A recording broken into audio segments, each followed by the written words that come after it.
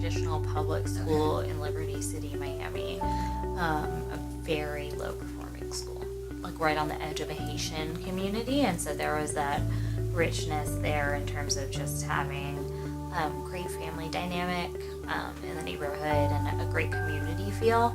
But that school had failed generation after generation of students. My students and their parents definitely cared for more, but I don't know that they knew how to go about getting it, and I don't know that it was possible at the time.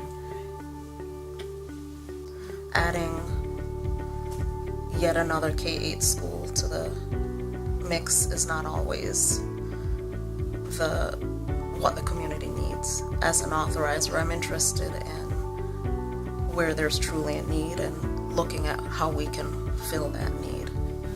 We're sort of constantly engaged in that work of sort of thinking rigorously about, at the system level, what do we have, what gaps are we missing, do we need more CTE programs, how are we, protecting sort of our standalone school operators or sort of charter schools unaffiliated with a CMO or a management organization, how do we continue to create the space for them to thrive in our system? What we say is, since you want to come to us and you say you're going to provide a good quality of education, I suggest that you start the conversation with our facilities and planning folks and see which areas are in need.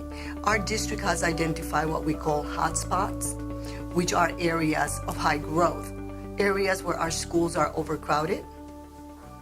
And that will help, that will be a win-win situation because you will have enough students to operate your school. How do you continue to create the space for innovation and new approaches and manage the existing portfolio so that those operators have the stability that they need to continue to succeed? How do you, I've heard others talk about sort of like the weed and feed process. How do you think about growing your high flyers? How do you think about calling the field of those that are not doing as well? But then there's also this additional element of making sure that sort of across the set of charters, each of which has its own distinct mission and its own distinct approach, but still making sure that as a system we're collectively sort of covering all the bases. We're taking a much stronger stand on quality than we have in years past. That includes closing our first charter school midterm this past year, and that's since 1996, since our chartering law passed. So there have been succinct steps that we're taking to start a better renewal process, a better probation process, a better termination process, and getting all of those things in line and rule, which has already happened, and now actually executing on those things. It's hard because when you stand for quality, inevitably, sometimes some schools don't make that cut. And so then the question is, how do we support them? And how do we toe that line as an authorizer between support and accountability?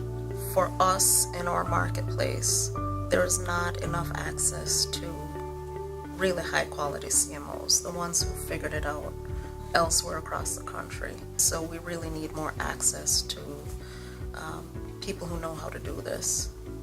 Why is there not currently that access in Detroit?